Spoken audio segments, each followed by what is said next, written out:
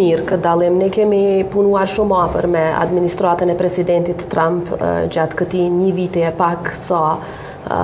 presidenti Trump është në pushtet, pra është rikthyer në pushtet. Kemi punuar shumë afër në mënyrë që të sigurohemi që të betonohet qëndrimi amerikan rreth papërshmërisë së kufive të Republikës së Kosovës, pra integriteti territorial, sovranitetit. Kemi punuar shumë afër edhe me Kongresin, edhe me aktorë të tjerë që kjo të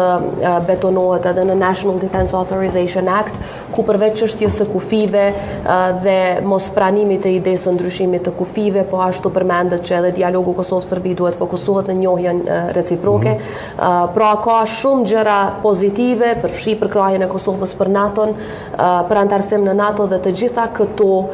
janë rezultat i një pune shumë të afërt me administratën Trump, e cila do të vazhdoj dhe e cila po reflektohet edhe në letrën që e ka dërguar presidenti, që është një letër e jashtëzakonshme me përkrahje jashtëzakonisht të madhe në raport me Kosovën, për çka jemi shumë mirënjohës. Dhe natyrisht edhe letrat e tjera janë përkrahase për Kosovën, por e tregojnë, siç e thatë ju, një pritshmëri nga ana e Bashkimit Evropian që dialogu të vazhdojë me një dinamik të dur, dhe Kosova gjithnjë ka qenë konstruktive në këtë proces. Problemi është Serbia, e cila qoftë nuk i nënshkruan marrëveshjet, ose në rastet kur i nënshkruan nuk i zbaton